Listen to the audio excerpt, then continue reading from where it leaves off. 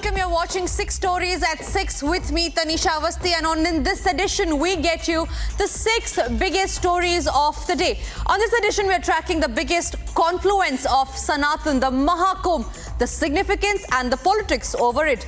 And if you're thinking of taking the holy dip by traveling to Prayagraj, you might have to rethink because the flight fares are skyrocketing.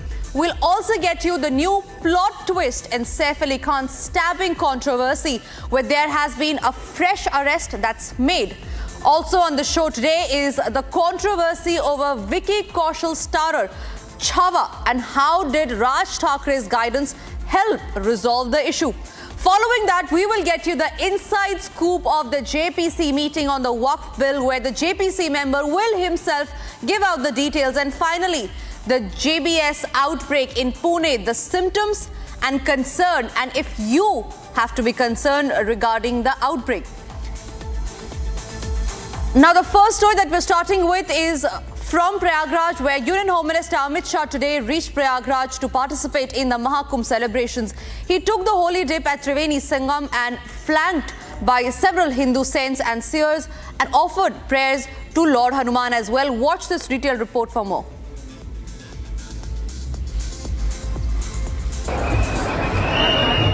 At the sacred banks of the Ganga, the Mahakumbh resonates with chants, rituals and devotion. But today, amidst the lakhs of devotees, Union Home Minister Amit Shah visited the Mahakumbh. Draped in traditional attire, Amit Shah performed the Ganga Aarti.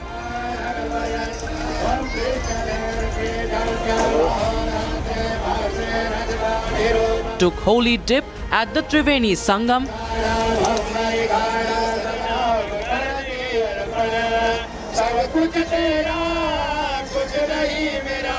met with the revered saints and participated in key religious ceremonies. The saints also blessed Home Minister Shah's grandson during the visit.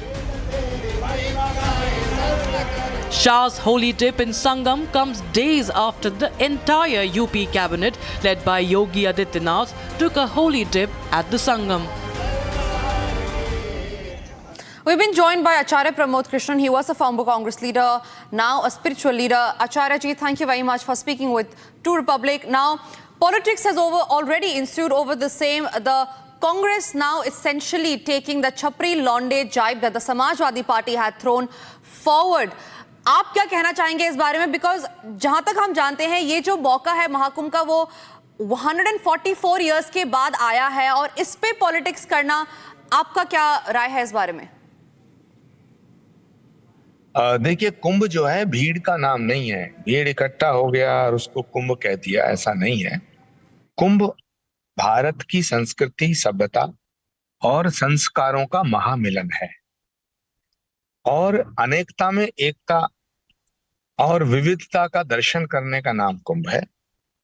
इसके 3 दृष्टिकोण है। एक है धार्मिक और पौराणिक दृष्टिकोण, प्राचीन ऐतिहासिक दृष्टिकोण, तीसरा है श्रद्धा का दृष्टिकोण। तो जिन लोगों की श्रद्धा सनातन में है, जो मानते हैं कि सनातन के मानने वालों के लिए ये जो महाकुंभ है, ये धार्मिक दृष्टिकोण से, पौराणिक दृष्टिकोण से, ऐतिहासिक दृष्टिकोण से और श्रद्धा के दृष्टिकोण से ये एक महान पर्व है। और इसमें भारत के गृह मंत्री, भारत के यशस्वी प्रधानमंत्री या किसी राज्य का मुख्यमंत्री जब भी कभी कोई स्नान करने जाता है, तो ये उनकी निजी श्रद्धा और आस्था का विषय है। आज भारत के गृह मंत्री अमित शाह पहुंचे हैं। अमित शाह जी वैसे ही एक विलक्षण गृह मंत्री, भारत में सरदार पटेल के बाद ऐसा पहला गृह मंत्री है जो भारत की एकता और अखंडता के लिए जिन्होंने बहुत बड़े फैसले लिए हैं। जी 370 को हटाने का फैसला प्रधानमंत्री जी के नेतृत्व में अमित शाह जी के द्वारा लिया गया। मुझे नहीं लगता कि कोई और गृह मंत्री इस फैसले को ले सकता था।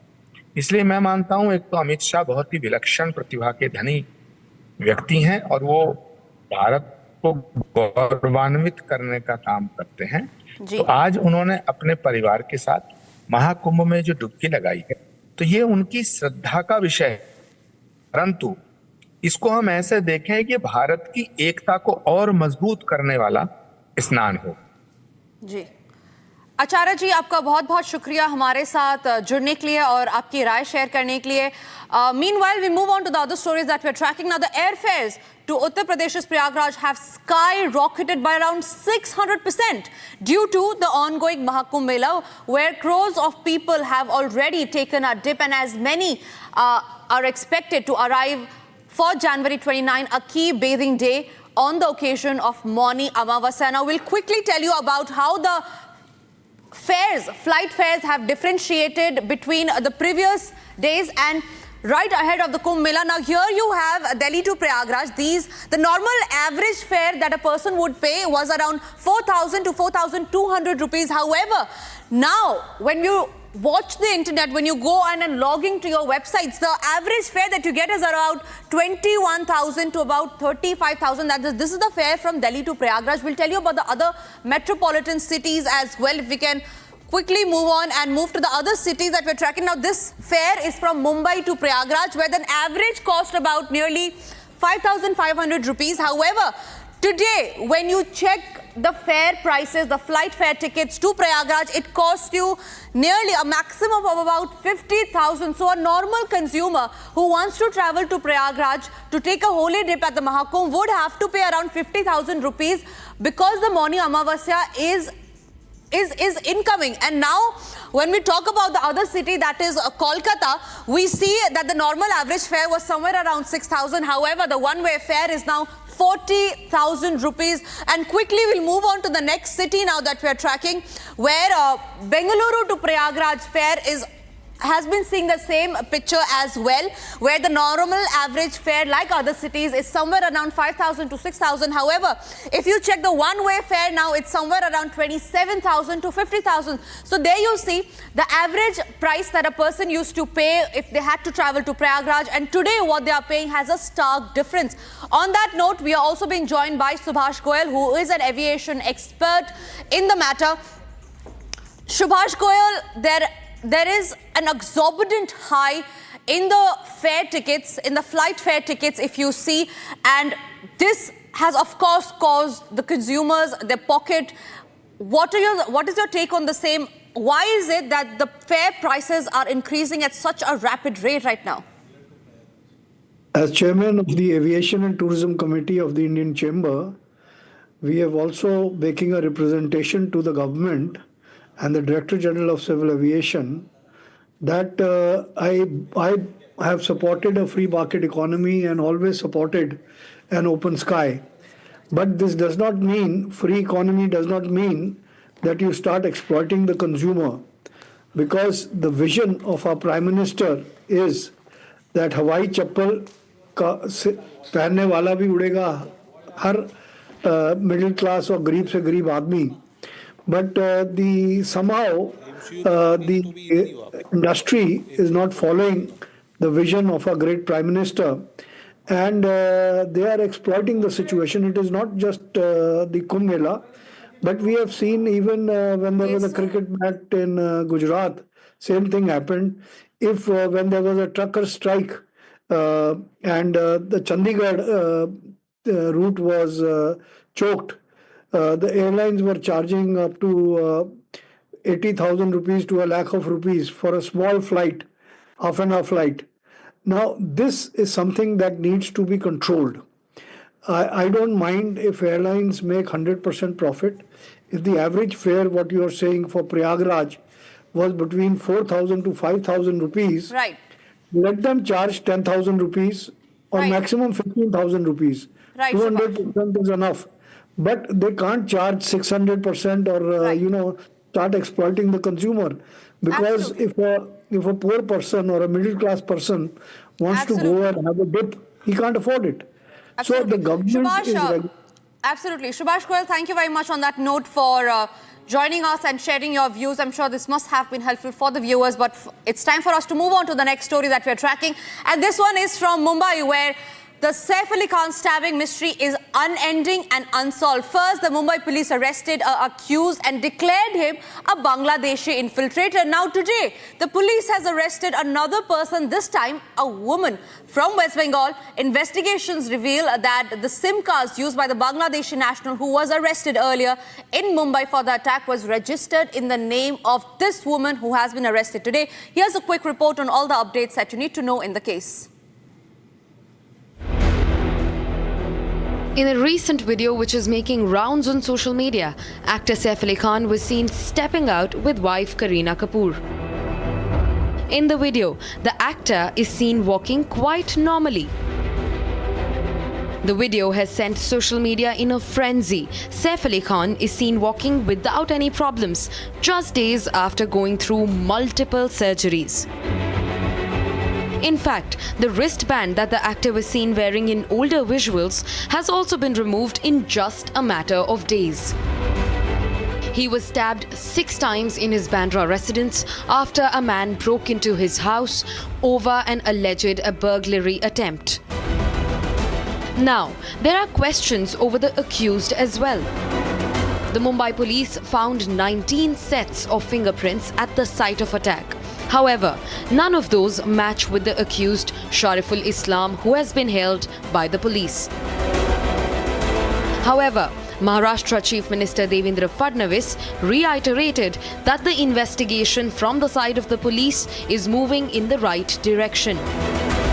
इस मामले में पुलिस बहुत अच्छे तरीके से तफ्तीश कर रही है। करीब सारी चीज़ें पुलिस को मिल चुकी है। अब इसको अंतिम जो छोर है वहाँ तक पुलिस ले जाएगी और आपकी सुविधा के लिए हमारे मुंबई के सीपी यहाँ पर है। मैं उनको ये कहूँगा कि आज या कल कभी भी एक बार आप सबकी जानकारी के लिए इसकी पूरी जानकारी आपको उपलब्ध कराएं। While the authorities and the police claim to be working effectively to uncover the attack racket, the big question looms: is there something that is being hidden from the public eye?